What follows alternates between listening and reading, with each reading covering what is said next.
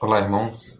Passando para deixar mais uma mensagem e eu espero que, de alguma forma, ela possa falar aos corações de alguns de vocês. E a palavra que eu gostaria de deixar com os irmãos hoje, ela é baseada no sofrimento e, de uma forma geral, como que duas categorias de pessoas, as pessoas crentes e as pessoas não crentes, elas lidam com esse tipo de sentimento.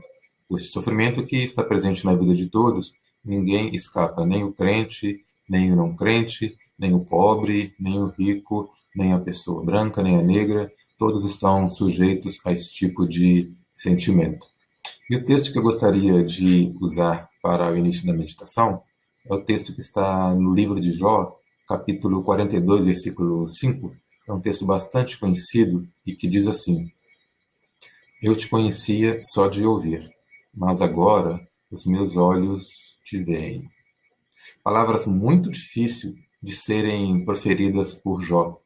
É claro que o fato de Jó ter soltado essas palavras de sua boca, seus lábios terem pronunciado essas palavras, foi uma tarefa fácil, foi uma tarefa, eu imagino que até gostosa para Jó, da mesma forma que essas palavras soam suaves, elas soam como bálsamo aos nossos corações, elas soam como um deleite aos nossos ouvidos, uma coisa gostosa de ouvir e que faz com que a gente se deleite na palavra de Deus quando a gente lê palavras como essa, quando a gente ouve palavras como essa. Mas, certamente, até que Jó pudesse proferir estas palavras, precisou que ele passasse por uma caminhada muito difícil, muito árdua, de muito sofrimento. Todos vocês conhecem a vida de Jó, então eu não vou me delongar aqui na história de Jó, para que este vídeo também não se torne longo. Mas até que Jó chegasse ao ponto de proferir estas palavras, todos nós sabemos que a caminhada foi árdua, foi muito dificultosa. E, como eu disse, eu gostaria de falar sobre o sofrimento na vida de pessoas, crentes e não crentes. Eu gostaria então de iniciar falando sobre como que, de uma forma geral, as pessoas não crentes elas se dão com o sofrimento, quando são acometidas de algum sofrimento, de alguma angústia muito grande, de algum problema, de alguma aflição muito grande. Eu gostaria de examinar, então, alguns eventos do Antigo Testamento, começando pelo evento na vida de Naamã. Naamã era o comandante do exército sírio e, então, ele se viu acometido por lepra, uma doença que todos sabem, uma doença muito triste, uma doença muito grave, uma doença terrível. E isso trouxe muito sofrimento, a gente pode imaginar com bastante clareza, sobre a vida de Naamã, sobre a família de Naamã e também sobre todo o povo sírio, porque como ele era o comandante do exército, como eu disse, ele deveria ser uma pessoa muito querida por toda a nação síria. Então, eu imagino que toda a nação síria, ela se fez participante deste sofrimento pelo qual Naamã estava passando. Até que um dia, Naamã ele foi aconselhado a ir até o povo de Israel, onde ele poderia encontrar ajuda, onde ele poderia encontrar a cura para a sua lepra. Assim, então, ele fez, ele foi até Israel, ele foi instruído pelo profeta Eliseu a fazer algumas coisas. E feitas então essas coisas que ele foi instruído pelo profeta Eliseu, ele se viu curado dessa terrível lepra, dessa terrível doença que ele teve. E apesar da cura que Naamã teve, apesar deste milagre que Deus operou na vida dele, o Deus de Israel, que certamente era o Deus diferente do Deus do povo sírio, não há indício algum de que o povo sírio tenha se convertido, vendo tamanho feito do Deus de Israel sobre a vida de Naamã. Mesmo que possa ser que Naamã tenha se convertido, mas não há indício de que o povo sírio tenha reconhecido o grande feito de Deus, podem até ter reconhecido, devem certamente ter reconhecido, mas não há indício de que o povo tenha se arrependido e tenha se convertido ao Deus de Israel. mesmo tendo tido livramento para este grande sofrimento que Naamã e, como eu disse, certamente toda a nação síria estava passando. Um outro episódio é o episódio dos egípcios, durante aquelas pragas que culminaram com a saída do povo de Israel da nação do Egito.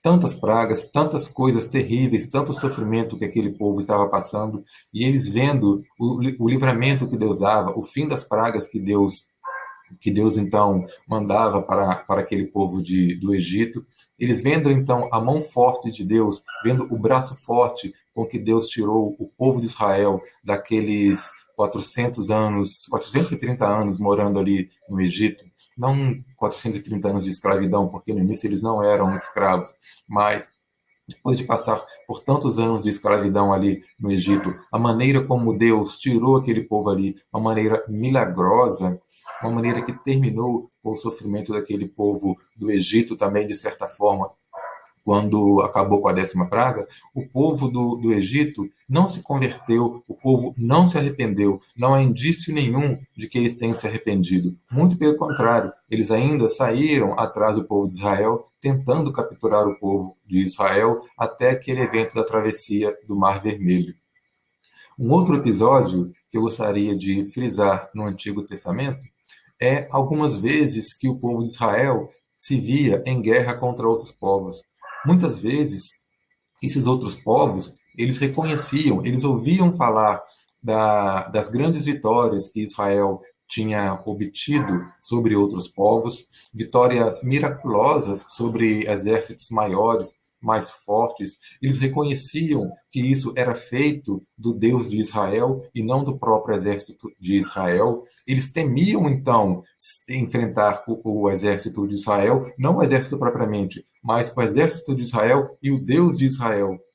Então, eles reconheciam o poder do Deus de Israel, que era até maior que o poder do Deus deles. Mas eles não se arrependiam, eles não se convertiam. Muito pelo contrário, eles enfrentavam o povo de Israel e, na grande maioria das vezes, eles eram derrotados. É claro que algumas vezes eles venciam, porque Israel estava em pecado, e aí Deus lançava sobre Israel alguma disciplina, mas quando Deus estava do lado do povo de Israel nas batalhas, Israel sempre vencia, independentemente do tamanho da outra nação, independente do tamanho do exército inimigo. E caminhando então um pouco mais, a gente chega até a era apostólica, até a época de Jesus, até a época do Novo Testamento. E eu gostaria de pegar como exemplo da época de Jesus aquele episódio em que 10 leprosos chegam diante de Jesus, um sofrimento, é claro, um sofrimento muito grande, um sofrimento terrível, uma doença contagiosa, uma doença sem cura. Então, Jesus alivia o sofrimento daqueles 10 leprosos, operando a cura sobre eles. Mas somente um dos leprosos volta para agradecer a Jesus e para se prostrar diante de Jesus. Não há informação nenhuma, não há indício nenhum de que, mesmo tendo sido aliviados daquele sofrimento, os outros 9 leprosos tenham se convertido verdadeiramente. Não há indício nenhum disso. E falando também agora com relação às pessoas não crentes que sofrem nos nossos dias. As pessoas não crentes que sofrem em nossos dias, muitas vezes elas chegam diante de nós, crentes, elas expõem o sofrimento, elas expõem a angústia, elas expõem a grande amargura que têm vivido, elas pedem oração, pedem para a gente interceder pelo nosso Deus, para que o nosso Deus possa dar vitória à situação que elas têm enfrentado. Elas reconhecem que o Deus do crente é um Deus maior, é um Deus que age mais do que os falsos deuses que elas têm.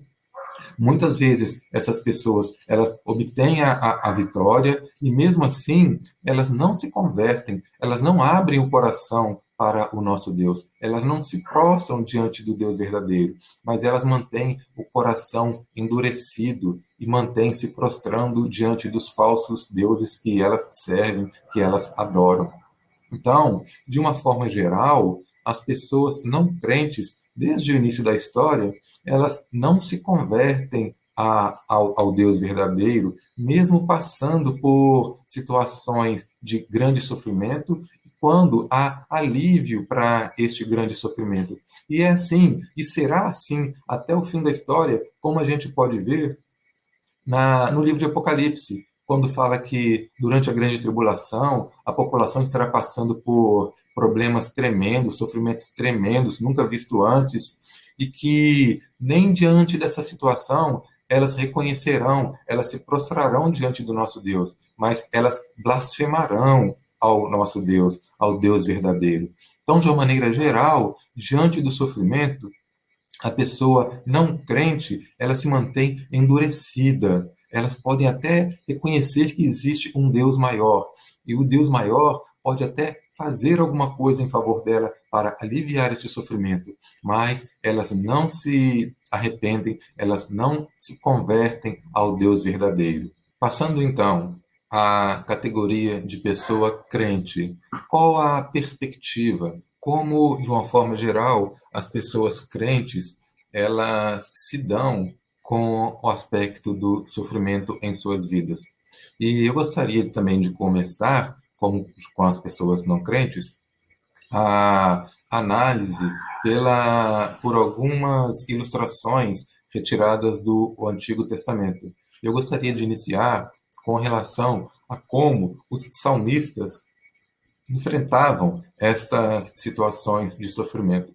Começando então pelo Salmo 22, a gente vê ali o retrato de um salmista até desesperado, o retrato de um salmista que sente-se desamparado por Deus, se sente abandonado por Deus. Parece que Deus está alheio à situação que ele está vivendo. Ele está passando por um período de muita angústia, de um sofrimento terrível. Mas não precisa nem a gente mudar a página de nossa Bíblia para que a gente, então, reconheça o outro lado da moeda, o outro lado do coração deste mesmo salmista. No próximo salmo, no Salmo 23, aquele salmo delicioso, o mesmo salmista, ele então passa a falar de outro aspecto do seu coração, da sua vida, de seu relacionamento com Deus. E ele começa a falar, então, que Deus é o pastor dele, ele reconhece a soberania de Deus na vida dele, ele conhece Deus como o sustentador da vida dele, ele reconhece que, apesar de qualquer situação que ele possa estar passando, mesmo que à beira do vale da sombra da morte, ele não iria temer, porque Deus estaria com ele ali, Deus estaria presente. Então, a gente vê ali o salmista tirando um pouco a sua visão do aspecto terreno, do sofrimento, das circunstâncias que a vida estava lhe impondo, e levantando os olhos, levantando a sua mente, o seu coração, o seu pensamento, e reconhecendo então a presença de Deus na vida dele. É claro que ele pode ter continuado a passar por sofrimento, mas ele passava a ver as coisas por um outro aspecto. Ele tinha o seu momento de angústia, ele tinha seu momento de sofrimento, mas também ele tinha um momento em que ele olhava para os céus e reconhecia a soberania, o poder e a sustentação que Deus dava para ele. E não só neste exemplo, e não só no exemplo de passar de um salmo para outro, mas vários salmos a gente vê que dentro do mesmo salmo o salmista está passando por situações de aflição, por situações de sofrimento intenso, e dentro do mesmo salmo ele então muda o coração, ele muda a sua postura, ele muda o seu pensamento e passa a ter então a mesma reação que a gente viu aqui entre o Salmo 22 e o Salmo 23, reconhecendo então a soberania, os grandes feitos, a esperança, a sustentação que Deus dava e dá para a vida, dava para a vida dele e ainda dá para a nossa vida. Uma outra ilustração que eu gostaria de pegar do Antigo Testamento é com relação a Sofonias, aquele texto também bastante conhecido do capítulo 3, em que Sofonias fala que, ainda que lhe faltasse fruto na vide, ainda que lhe faltasse mantimento, ainda que lhe faltasse as ovelhas, ainda que lhe faltasse os animais, ainda que faltasse leite dado pelos animais, ainda que faltasse carne dada pelos animais, ainda que tudo do aspecto material da sua vida lhe faltasse, estivesse em escassez, contudo, ele exultaria, ele se alegraria no Deus da salvação dele. Então, semelhantemente aos salmistas, o Sofonias, ele tinha aquele aspecto de que por mais que ele passasse por sofrimento, por mais que as coisas não estivessem caminhando bem na vida dele, ele levantaria os olhos, ele levantaria o coração, ele levantaria o pensamento para o Deus que era maior do que tudo isso, era maior que todos estes aspectos terrenos pelos quais ele estava passando ou que ele poderia passar. Caminhando então até a época dos apóstolos, a gente vê várias vezes os apóstolos falando que era até motivo de alegria passar por aflição, passar por sofrimento, porque a gente receberia mais na frente a coroa da vitória. E eu tenho para mim também que eles não estavam falando para a gente ter alegria no sofrimento em si, para a gente deleitar no sofrimento em si, porque com certeza o sofrimento ele traz aquela angústia, ele traz aquela tristeza, mas o que ele está falando é que é para a gente ter o mesmo sentimento, o mesmo comportamento, a mesma postura que os salmistas colocaram, que Sofonias tinha. A gente tem que ter o sofrimento em nossa vida, a gente vai passar pelo sofrimento em nossa vida, como eles estavam passando ali, mas que apesar disso, apesar da situação terrível, de grande sofrimento que eles estavam passando, eles sabiam que eles tinham algo maior pela frente, algo mais valoroso, algo vitorioso, uma coroa esperando por eles. E hoje, como que tem sido o modo com que nós, crentes, temos nos dado com este aspecto presente em nossas vidas todos os dias, que é o sofrimento?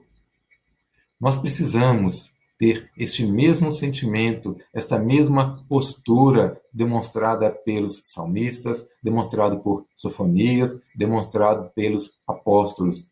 Nós temos sofrimentos, nós temos luta, não estou diminuindo a luta de ninguém, não estou diminuindo o sofrimento de ninguém, mas nós precisamos mirar em algo maior, precisamos mirar em vitória, nós precisamos saber que por mais que as coisas estejam dando errado, que nós temos algo maior esperando por nós. E não somente na outra vida, nessa mesma vida, quem sabe. E mais uma vez, eu não quero aqui estar diminuindo o sofrimento de ninguém, diminuindo a dor de ninguém. Às vezes vocês podem pensar, você está falando isso porque não é com você. Não, eu me condoo com a dor de cada pessoa que coloca ali no grupo de compartilhamento os pedidos de orações, que colocam ali as angústias, que colocam ali o sofrimento. Eu acho que deve fazer isso mesmo, tem que fazer isso mesmo. Como eu disse no último vídeo, nós somos parte de um corpo e temos que levar a carga uns dos outros, temos que estar presentes na vida uns dos outros. E em minha própria vida, eu também já tive momentos de grandes sofrimentos, já passei por sofrimento terrível em minha vida, e que, de forma miraculosa e muito rápida, esse sofrimento foi aliviado por Deus. Milagre feito de forma rápida por Deus em minha vida. Foi algo maravilhoso. Mas também já passei por sofrimento que também, de forma miraculosa, foi aliviado, mas só aos 45 minutos do segundo tempo, quando o tempo para que Deus executasse o milagre já estava acabando. Mas Deus fez o milagre na minha vida também nessa circunstância. Mas, por outro lado, já passei também por sofrimento em que Deus não me deu a resposta que eu queria. O milagre não aconteceu. Então, da mesma forma, a gente precisa continuar acreditando que, apesar da circunstância, apesar de qualquer forma que Deus for agir em nossas vidas durante o nosso sofrimento, qualquer que seja o desfecho dado por Deus, Deus é soberano e nós precisamos, é claro, ficar triste com as nossas angústias, ficar triste com o nosso sofrimento. Isso faz parte de todo o processo, mas não que isso passe a significar que nós, lá dentro de nós mesmos, no nosso âmago, nos tornaremos pessoas tristes, nos tornaremos pessoas angustiada no nosso âmago, na nossa essência. Existe um momento da gente orar, da gente clamar, da gente chorar, e a gente deve fazer isso mesmo, chorar diante de Deus, abrir o coração diante de Deus, e quem sabe, no momento em que você chora diante de Deus, no momento em que você está tão angustiado que não consegue que nem uma palavra, que nem uma oração saia de sua boca, de tanto que você está sofrendo, quem sabe seja nesse exato momento que o Espírito Santo esteja intercedendo junto ao Pai com gemidos inexprimíveis.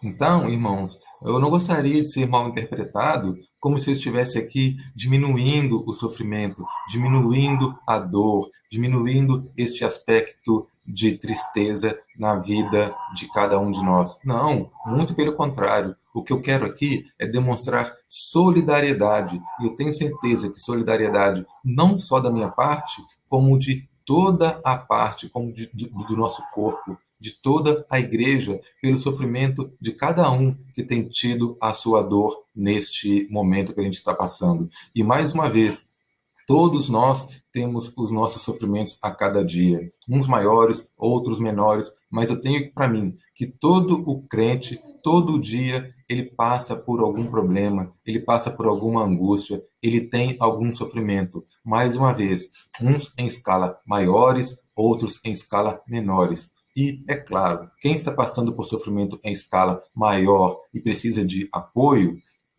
deve realmente que compartilhar, que pedir apoio, que pedir ajuda aos demais membros do corpo. Para finalizar, então, eu gostaria de deixar rapidamente 3 pontos para tentar aliviar um pouco o sentimento, a dor de todos nós que passamos por sofrimento. O primeiro ponto é que, com certeza, este sofrimento, com certeza, esta angústia, com certeza, este grande problema, ele vai passar.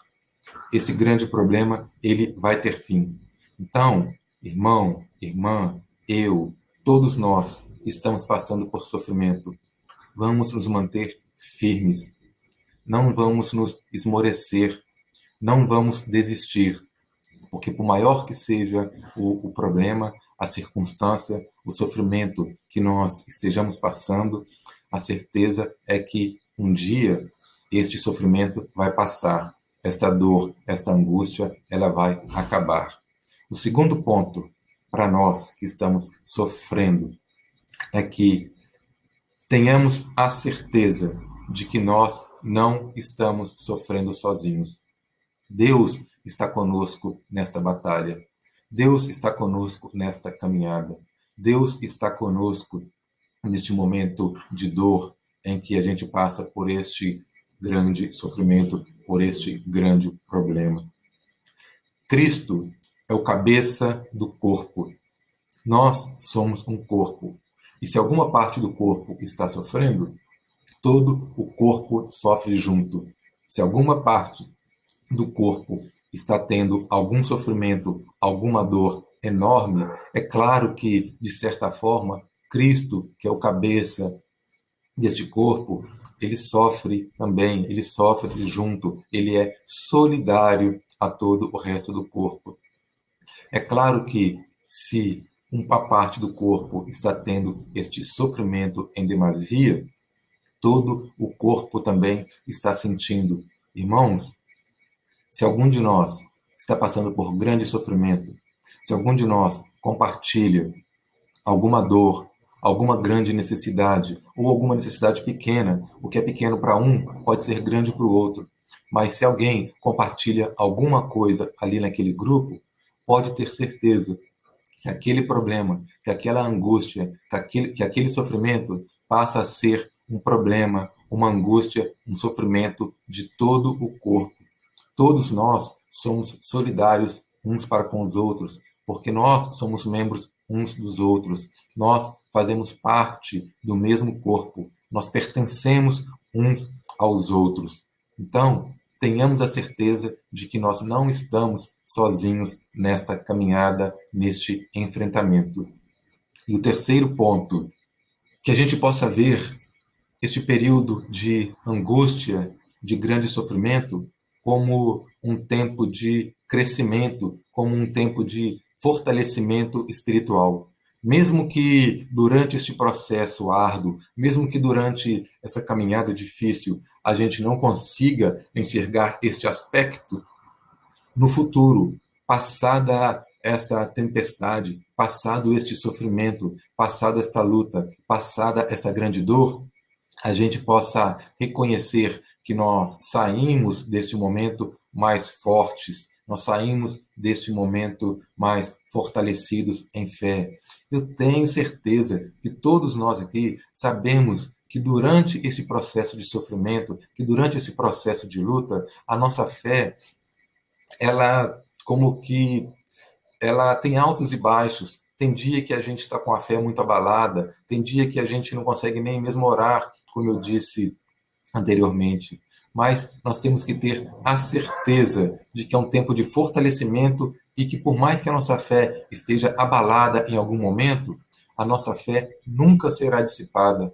Nós conseguiremos reverter essa situação um dia, nós conseguiremos obter a vitória sobre estas situações pelas quais a gente tem passado. Então, irmãos, finalizando, que passado este período de sofrimento, este período de angústia, este período de dor que a gente possa estar vivendo, a gente possa então recitar o versículo de Jó 42, 5. Eu te conhecia só de ouvir, mas agora os meus olhos te veem. Um grande abraço a todos, fiquem todos com Deus, em paz, cuidem-se. Espero que em breve possamos estar nos reunindo, estar nos encontrando, olhando para trás, reconhecer os tempos de angústia, os tempos de sofrimentos pelos quais temos passado e o quanto isso nos deixou mais forte em nossa fé cristã.